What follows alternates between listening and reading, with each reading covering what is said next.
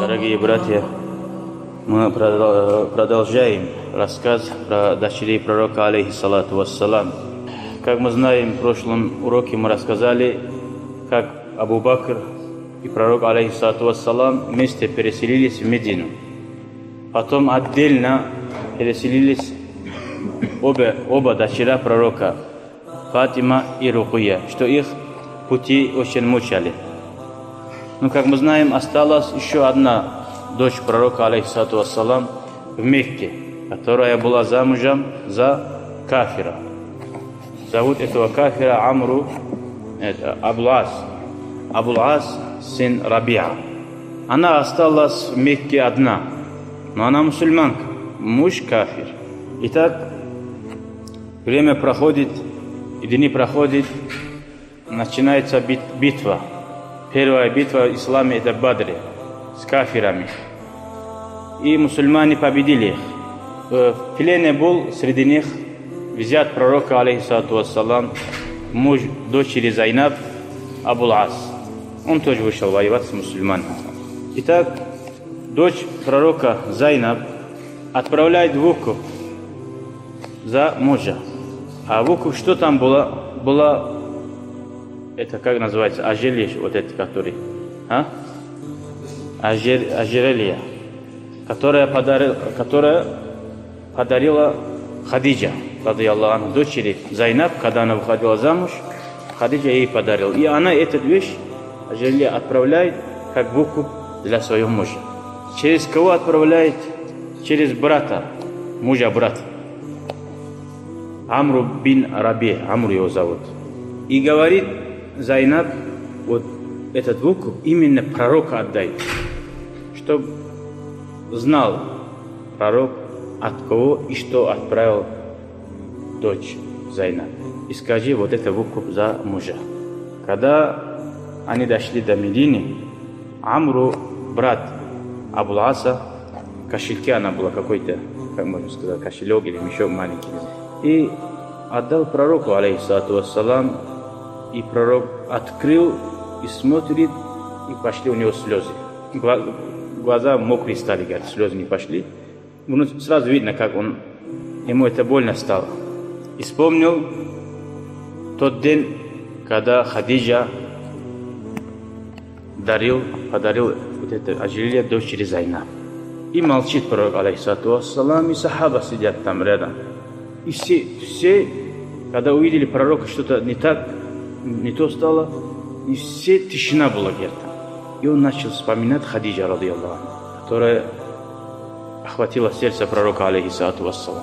Мы видим, какое у пророка мягкое сердце было. Увидел вот это ожерелье, и слезы пошли. И он повернулся к сахабам и сказал: «Иза раайтум, если вы пожелаете, если вы, то есть, разрешаете возвращать это ожерелье моей дочери Зайнаб и освободить мужа, говорит». Тогда они сказали: «Я Расулаллах, конечно, мы возвращаем. Раз ты этого хочешь, мы это возвращаем. Нам за него выкуп не надо». Здесь может подумать кто-то плохой человек, что пророк, алейхиссалату вассалам, своим скидку делает.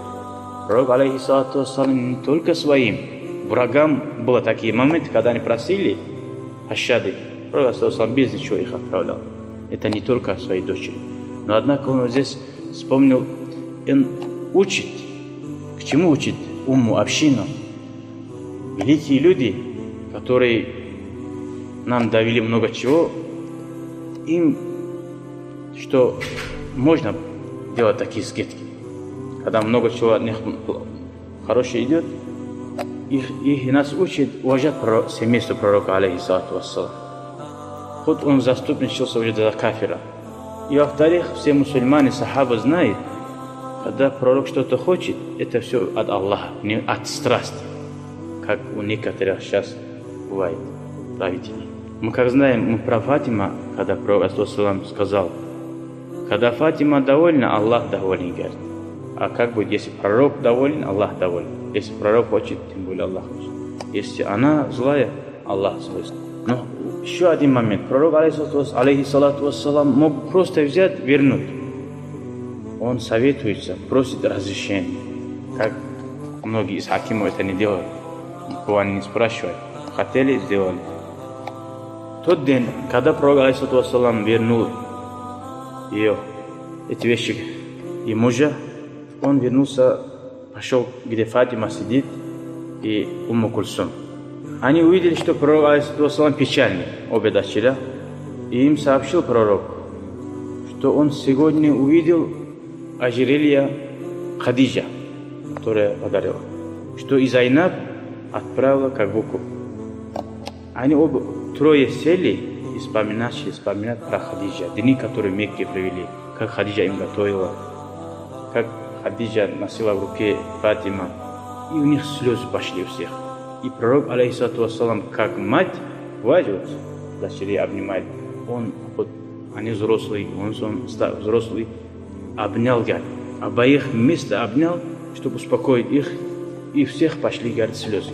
Что мы здесь понимаем? Вот, я говорю месяц Маулид. Я этот пример просто привел месяц Маулиду. Посмотрите, пророк, алейхиссалату вассалам, увидев ожерелье Хадиджи, у него слезы пошли. Он начал вспоминать. У них в сердце такое изменение стало. Почему мусульмане именно в месяц Маулид особенно сильно отмечают пророка, алейхиссалату вассалам, день рождения? Это не отмечает день рождения. Вспоминаем, как здесь пророк, алейхиссалату вассалам, вспоминал про Хадиджу, мы побольше вспоминаем пророка, алейхиссалату вассалам, потому что этот миг, этот момент настал. Как пророк увидел, у него слезы пошли и начали вспоминать. Это была причина вспоминать Хадиджа. Месяц рождения пророка – это причина для радоваться и вспоминать пророка, алейхиссалату вассалам. Не только радоваться, потому что в наше время наши дети больше любят кого в детстве? Дед Мороза больше любят, чем пророка. Потому что они не слышат про пророка, мало слышат. В садике, везде подарки от Деда Мороза, подарки от него. Поэтому здесь все-таки возникают вопросы, почему Маулид разрешается или нет. У нас есть великие ученые, Ибн Хаджар, вот Абу Шама, учитель шейха имам Навави, который нам толковал, разъяснял хадисы пророка, алейхиссалату вассалам. Маулид не сегодня появилась, она появилась из времен великих ученых. Учитель имам Навави, он в своей книге пишет, четко, ясно, именно слово про Маулид, когда среди них это распространилось, в своей книге первый том, 23 и 24 страницы. Он говорит, наилучших вещей, которые было на ведении нашего времени, то, что делали в Медине Арбил. Каждый год, в день рождения пророка, алейхиссалату вассалам, раздавая садака, раздавая и показывать людям радости, возвеличивание пророка, алейхиссалату вассалам, в нем есть, говорит, благодарность Аллаху за то, что Он нам послал пророка, алейхиссалату вассалам. Когда такие ученые нам разъясняют, что можно, нельзя, и хвалить, и призывают к этому. Кто-то молодой парень, который 5 лет учился, никто его не знает, он приходит и говорит, нельзя. Разумный человек, кого будет? Такие толкователи нам основы шариата, которые до нас дошли, довели, весь умма их уважает. И у них спрашивает, допустим, вот эта книга, как будто он передо мной сидит. Вот текст его и книга, и том. Я говорю, он так сказал. Он говорит, нет, он не понимает хадиса. Неправильный вывод делает, он говорит то, что нельзя. Я говорю, если он не понимает, он неправильно толкует хадисы, он неправильно вывод делает из хадиса, ты будешь делать правильный вывод. Вот. Не только он, Ибн Хаджар, у него спросили, это у них времени было Маулид. Он ответил, что разрешено, это хорошо, только надо остерегаться от харамные вещи. Он и говорит, я вывод делаю для Маулида из такого-то хадиса, из такого-то хадиса. Он говорит, я вывод делаю, а тот приходит и говорит, неправильно вывод делает они. Я говорю, если его за ним не следовать, весь умма заблудится. В Коране Аллах повелел, вы следуйте Корану и хадису. И там другая есть, там очень правило, такое сильное правило. Спросите ученых, обладателей знаний. Он не оставил просто Коран, хадис, потому что Коран, хадис каждый может по-своему понимать. А нам нужен правильный анализ, который умеет делать с хадиса Корана. Раз имам Ибн Хаджар про это говорил, шейх имам Навави говорил, или имам Навави, что там нам остается здесь сомневаться даже. Когда сын или где-то аварию делает, Когда ты проходишь это место, проезжаешь, ты вспоминаешь, особенно там сильно трогает твое сердце, чем когда ты вот так вспоминаешь. Когда видишь одежду, она сильно влияет на сердце. Поэтому мусульмане, когда люди начали забывать пророка, алейхиссалату вассалам, как он жил, мы видим, день Новый год отмечает, дети дома все радуются, когда Новый год наступает. Мы должны все плохое заменить на хорошее. Мы не говорим, это обязательно делать. Мы это говорим лучше. Даже плохие адаты, что-то убрать, хорошее заменить по-другому не получается. Но главное, чтобы это было разрешено. Итак, после как они обняли друг друга, вспоминали и вернули мужа, и вернули Ажель, дочери Зайнаб. После этого время прошло чуть. Опять этот муж поймался в плен мусульманина. Но этот раз он не вышел воевать с мусульманами. Он вышел как управляющий караваном. Караван в его руках, доверие для торговли. Как мы знаем, тогда мусульмане, кафиры друг другу нападали на караваны. Мусульмане имели право полное нападать, потому что их выгнали из дома, и все забрали у них. И напали на караван этого мужа Зайнаба, и его караван весь в руках мусульман. Опять пророк, алейхиссалату вассалам, обращается к мусульманам. Зайнаб опять отправляет выкуп, что-то другое, наверное, отправляет что-то. От своей дочери выкуп не взял, пророк говорит, сахабам говорит, если вы пожелаете, если вы разрешите, просто отправить его мужа и его караван. Весь караван отправляет, не только ожерелье. А мусульмане в то время, как мы знаем, бедности были, даже жили трудно. Они могли бы здесь показать недовольствие пророку, да, вот сейчас обратно ты вот весь караван отправляй. Нет, они всегда иман, это испытание от Аллаха. Тем более пророк себе ничего не берет, он кафирам возвращает весь караван. Хочет возвращать, не просит у них разрешения. И асхабы, как всегда, знали все от Аллаха, что он от себя ничего не говорит.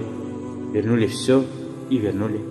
Каждый, что было с каравана, что взял, кусок материал даже, кто взял, он это вернул, говорит, все, из каравана. И как уважение этому человеку, а то, что он под ним находится кто? Дочь пророка, алейхиссалату вассалам. Если его сердце ранит его сердце, если обижать этого человека, он может изменить отношение к дочери пророка. Если дочери пророка плохо будет, кому плохо будет? Пророку, алейхиссалату вассалам. Сахабы это все понимают. Они любили друг друга очень. Однако пророк, алейхиссалату вассалам, при всех сподвижниках шептал ему в уши, что-то сказал. Кому? Взяту. Когда его отправляют, в уши что-то сказал. Когда он вернулся домой к Зайнаб, он печальный был. А Зайнаб обрадовалась, а он не перестает печалиться. Когда спрашивает, Абал-Ас, что с тобой? Он говорит, инна аль-фирак, мы должны расставаться. Мазака, что случилось, говорит? Он говорит, пророк от меня слово взял, говорит, взял, что тебя я отправлю. И со мной отправил Зайда бин Хариса и некоторых сподвижников, чтобы они довели ее до Медины. Тогда ей тоже это было очень больно, но однако она знала, это повеление Аллаха, повеление пророка, алейхиссалату вассалам, и готовилась выйти в путь. И с ней дочь Умама, еще мальчик был у нее, и она еще беременная была. И в пути их встретили кафири опять. И сам муж не провожал, говорит, потому что больно было расставаться, отправил своего брата, чтобы их провожать. И очень трудно было, говорит, расставаться дочери пророка, настолько, как мы знаем, она была самый высший уровень, как подчинение мужу, что она пожертвовала самыми дорогими вещами, которые ему подарила мать. И Абул-Ас, и они вышли в путь. Эти кафири встретили, опять вот копьей начали мучать этого дочь пророка. Ему лицо тянет, пикает или на живот. И тогда эти сахабы, которые были с ней, подрались с кафирами. Хаббар бин Асвад этого кафира зовут. И они подрались там, когда как-то решили свои проблемы. Он вот этот Хаббар дергал этого верблюда, и она опять вышла из контроля, упала дочь Зайнаб на землю, и она потеряла своего ребенка. Весь в крови, она уже там И увидев это сподвижники, ее вернули обратно в Мекку. Там расстояние ближе было, там лечилась она, обратно потом вышла в путь и пришла в Медину. Когда я увидел пророк, алейхиссалам, и оба дочеря Фатима и Умму Кульсум, они обняли. Но однако, когда узнал историю, что случилось в дороге, пророк, алейхиссалам, очень злился, гневался и сказал: какие же эти люди, говорит, все потеряли, говорит, арабские адаты, что такое мужское, они забыли, говорит. Как можно нападать на женщин, на дочеря, говорит, на девочек? И пророк, алейхиссалам, повелел сподвижникам: «Иза лакитум Хаббара бин Асвада ва Нафия бин Абдул Гайс», вот обоих, Хаббар и Нафия, кто-то из вас увидит их, говорит, «Харрикухума биннар», убейте их огнем, говорит, жечьте их огнем, говорит. Не только просто убейте, жечьте, говорит. Потом пророк, алейхиссалам, чуть время прошло, сказал: «Ла юаззабу биннар», огнем нельзя никого мучать и убивать, кроме Аллаха. «Валякин», если вы его увидите, говорит, их обоих убейте, говорит. Это им, конечно, дунья, ахират, то, что они получат азаб, это еще. Итак, история нам расскажет: Амру, это Абул Ас, муж Зайнаба, после этого случая принял ислам, всем вернул весь товар. Он сказал: я мог бы, говорит, оставить товар и стать мусульманом там, говорит, там же объявить, что я мусульманин. Чтобы мусульмане не подумали, что я как-то, что плен попал, мусульманом стал. И чтобы и ваад свой, а то, что обещал товар, он им донес. Он мог просто оставить. Раз он же мусульман, он может товар просто их кинуть их. Но нет, слово дороже всего. Раз он дал слово, он всем вернул и принял ислам. И сам тоже вернулся, переселился в Медину. Это история Абул Аса, это дальше. Иншаллах, в следующем уроке расскажем, как Зайнаб, Умама и Умму Кульсум, как они жили в Медине. Как мы знаем, с ней был дочь Умама и сын, еще мальчик тоже. Пусть Аллах нам поможет понимать истории пророка, алейхиссалам, в правильном образе и идти по их пути. Дай Аллах нас оберегет от всего плохого.